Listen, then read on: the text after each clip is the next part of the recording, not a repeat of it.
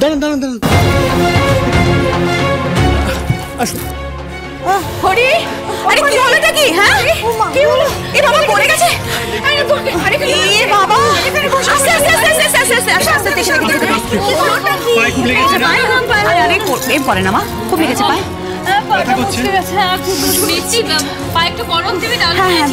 না না, আমার মনে হয় কি আপনি একবার উঠে দাঁড়িয়ে দেখুন।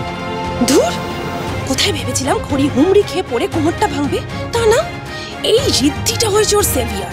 সব সময় ঝাঁপিয়ে পড়ে এসে ওকে বাঁচিয়ে নেয়। সহ্য। আমি বলছি একবার দেখুন কোন জায়গাটা লেগেছে। আস্তে আস্তে আস্তে আস্তে আস্তে আস্তে আস্তে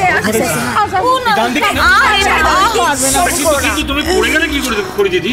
আমি জানি না দাদু, পাটা হতে গেল। আরে ওই সিঁড়িটা যত গন্ডগোল, আমি একবার ওরকে গেছিলাম ওখানে, খুব পিছল, কোমরে পায়ে খুব জোর লেগেছিল। আর এই মিস্ত্রিগুলো মানে কি যে বলবো, ওরা একটু পরিষ্কার করে রাখতে পারে না। সত্যি মিস্ত্রিদের কথা কিছু বলার নেই বাবা। এক একজনকে দেখে মনে হচ্ছে কাজ করার কোনো ইচ্ছেই নেই। 18 মাসে বছর। জানি তো।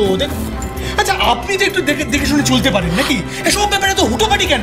একেবারে রাজধানী এক্সপ্রেসের মতো মানে ডায়লগ বলতে বলতে আরে ওখান থেকে যদি পড়তে উনি মাথা হাত কোমর সব একেবারে একসাথে ভেঙে যেত। একটু চুপ করুন না, দেখছেন এত লেগেছে আমার পায়ে। আপনার কি কাই কাই করে চিৎকার না করলেই না? আপনি আমার প্রাণ বাঁচিয়েছেন বলে কি কথা শুনিয়ে যাবেন? দেখেছো তো? না না, সত্যি তো একে পড়ে গেছে, তারপর তুমি আমার যদি এরকম চটপাট করো তাহলে খুব দোষটা তো ওনার। ভগবানের বড় বড় গোল গোল চোখ দিয়ে সেটা কি শুধু ঝগড়া করার জন্য? দেখ খড়িমা, ঋদ্ধি বাবা ঠিকই বলছে, তুই এত হুড়ুহুড়ি করে নাপতে গেছিলি কেন? আরে বাবা তুমিও, আরে তুই কেন না, তুমিও আমাকে কথা শোনাবে? তুমি আমার পড়ে যাওয়াটা দেখলে, আর এটা তুমি শুনতে পেলে না যে উনি খড়ি খড়ি খড়ি করে মাথাটা খারাপ করছিলেন আমার? হ্যাঁ আপনি করেছেন। আর কি বলছিলেন? আমি ডায়লগ দিচ্ছিলাম, দেবো না? কোনো নিয়মের ঠিক ঠিকানা নেই, যা পারছে নতুন নিজের মতো নিয়ম বানিয়ে নিচ্ছে। পুজোটা তো হবেই না আপনার নিয়মে চললে, তো সেটা একটু ঠিক করে দেবো না নাকি? আর মিস্ত্রিরা যদি ওরকম করে রাখে আমি কি করবো বলো তো? আমি কি মিস্ত্রি? মিস্ত্রি করে কথা আমি দিচ্ছি ভালো করে। কোথায় গেল জানো? কোথায়? এই ভাই, না না না, অশান্তি না করলে শোনো, এদিকে এসো, এইদিকে এসো। কি হচ্ছে নাকি? তোমরা সব ঠিকঠাক করে কাজ করছো না কেন বলো তো? হ্যাঁ অদ্ভুত রীতি। হ্যাঁ, এই অন্যায় করে আবার মুখ লুকাচ্ছে। দেখ কি ওদিকে তাকিয়ে আছো কেন? আমি তো প্রশ্ন করছি। কি রে বাবা, কি করছেন ভাই আপনি ওখানে? এই তো নতুন কোণে বউয়ের মতো একবারে লজ্জা পাচ্ছি। যেন হচ্ছে নতুন বিয়ে হয়ে বাড়িতে এসেছি। কি এইদিকে তাকান, আমার দিকে তাকান। ওনার কোনো দোষ নেই জানবো। এই তেল ভর্তি প্রদীপটা সিঁড়িতে উল্টে পড়েছিল, এটাতেই স্লিপ করে মেসি পড়ে গেছে। তেল ভর্তি প্রদীপ ওখানে গেল কি করে? এক্স্যাক্টলি, এই প্রদীপটা তো ওখানে থাকার কথাই নয়। আরে বাবা, সব প্রদীপ তো এখানে সাজানো, তাহলে ওই একটা সলিটারি প্রদীপ ওখানে গেল কি করে?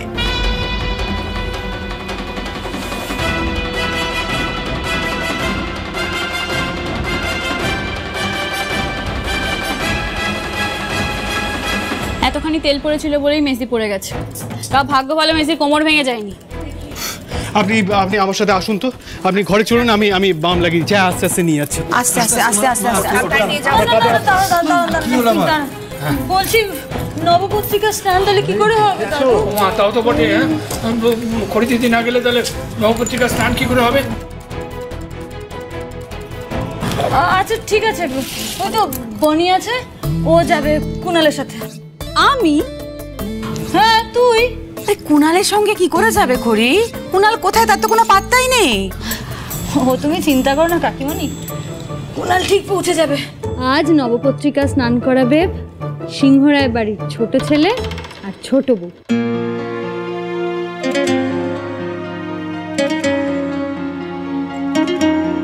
বনি যাবে, কিন্তু মেজদি কোনো কিন্তু না। এদিকে আর তুই হ্যাঁ,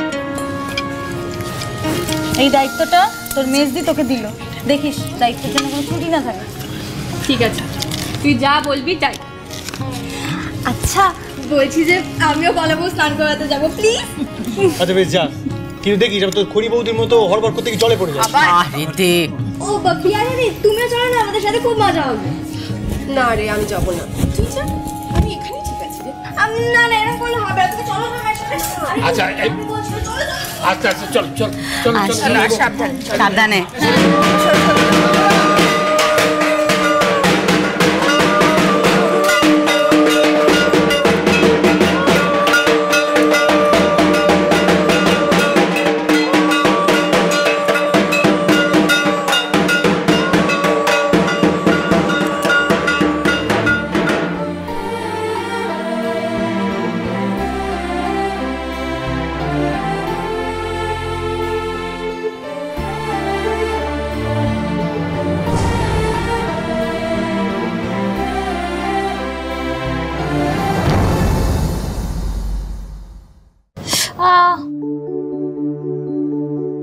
একবার একটু দেখবেন হাঁটতে পারছেন কিনা, যদিও বা এত তাড়াতাড়ি কমবে না, একবার তাও চেষ্টা করুন। ধরুন, দেখুন লাগছে না। দাদা বসুন বসুন বসুন, বসে থাকুন তাহলে। পারছি না, খুবই ব্যথা করছে। হ্যাঁ, তো কাজ করলে তো হবেই। এটা আশ্চর্য কথা বলছেন তো। আমার বাড়ির পূজা আমি কাজ করবো না, পায়ের উপর পা তুলে বসে থাকবো? আরে বাবা, ও তো সাবধানেই কাজ করছিল, এখন সিঁড়িতে যদি তেল পড়ে থাকে তাহলে কি করবে বেচারি? কি বলো তো দাদু। সত্যি বাবা, তুইও হয়েছিস তেমনি। কোথায় পায়ে চোট লেগেছে একটু ভালোবেসে সেবা যত্ন করবি, তা না, আগে থেকে এর বকাঝকা শুরু করে দিবি। তুই হয়েছিস একেবারে তোর দাদুর মতো, একেবারে একরকম। সেবা যত্ন তো দূর, দু কথা কটকট করে শুনিয়ে দিস। তাই দেখো, তুমি আবার এর মধ্যে আমাকে টানছো কেন? আচ্ছা, তোমার চোট লাগলে আমি কি তোমার সেবা করি না, শুধু চোটপাটি করি? সেবা করি না? কত যেন উনি আমার সেবা করে উল্টে দিচ্ছেন। দেখেছিস কিরকম অকৃতজ্ঞ, একবার দেখেছিস? ওর একটু চোট লাগলে আমি কত ব্যতিব্যস্ত হয়ে পড়ি, সারা বাড়ি মাথায় করি। আর এই তো সেদিন যে তোমার চোট লাগলো, আমি তোমার হাঁটু টিপে দিইনি? এসব কি আজে বাজে কাঁদুনি গাইতে শুরু করলে বলো দেখিনি নাত বউয়ের সামনে? ঠিক আছে ঠিক আছে, পায়ে কোথায় চোট লেগেছে তা দেখবে, তা না আগে একটা ডাক্তার ডাকো দেখিনি। না না ঠাম্মি, ডাক্তার লাগবে না, ঠিক হয়ে যাবো। খড়িমা, এই তো খড়িমা, তুমি এক কাজ করো তো, এই জড়িবুটির প্রলেপটা তোমার ব্যথার জায়গায় লাগাও। হ্যাঁ, না আমি তো বিভিন্ন জায়গায় ট্রেকিংয়ে যাই, যখনই কোনো মোচড় হয় বা হয় এইটা লাগাই, জানো, একদম ম্যাজিকের মতো কাজ দেখবে। না না, ঠিক আছে, ওই জড়িবুটি প্রলেপ লাগাতে হবে না, আমি ওষুধ লাগিয়ে দিয়েছি, এমনি ঠিক হয়ে যাবে। আশ্চর্য তো আপনি, উনি কি না জানে বলছেন তো? উনি বেড়াতে গিয়ে এটা লাগিয়ে উনি উপকার পেয়েছেন, কি অসুবিধে? বিমল ভালো টোটকা জানে, দেখবে লাগালে একবারে ব্যথা উধাও হয়ে যাবে। হ্যাঁ, দিন তো আমার। না ঠিক আছে, আমাকে দিন, আমি লাগিয়ে দিচ্ছি। বললাম আমি মলম লাগিয়ে দিচ্ছি, না তাতে তো হলো না। জড়িবুটির একেবারে প্রলেপ লাগাতে হবে, আমার উপর তো কোনো ভরসা নেই।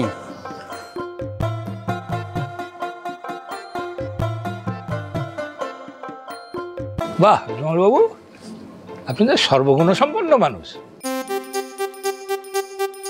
এদিকে সাহিত্য, ওদিকে আবার আয়ুর্বেদ চর্চা, এসব জড়িবুটি ছেড়ে আবার কলম বাগিয়ে লিখতে বসলেন কেন? হ্যাঁ, না দেখুন, আপনি যদি লেখক না হতেন তাহলে আপনাকে এত কষ্ট করে আমাদের বাড়িতে আসতে হতো না, রিসার্চও করতে হতো না, দিব্যি পায়ে প্রলেপ ঘষে ওই চালকুমড়োর পায়েস খেতে খেতে এ পাহাড় ও পাহাড় টোটো করে ঘুরে বেড়াতেন।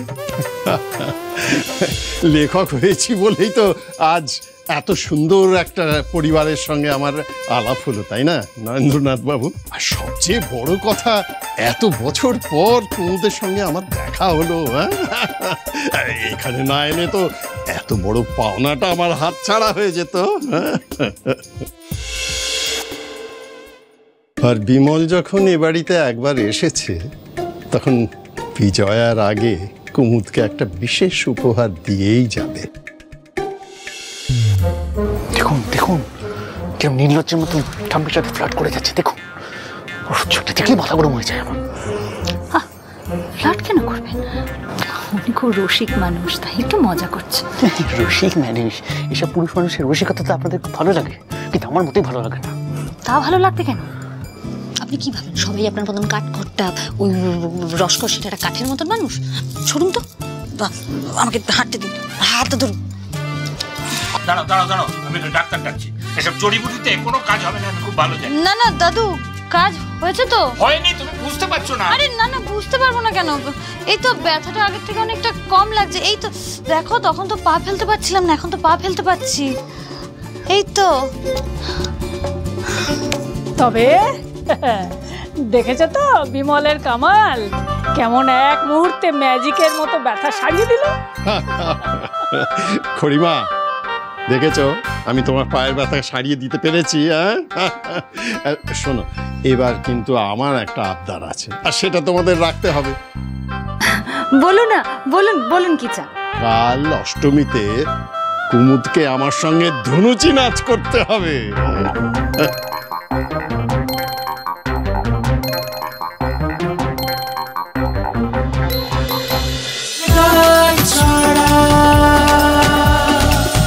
cholo cholo চলো চলো চলো পাল্টাই।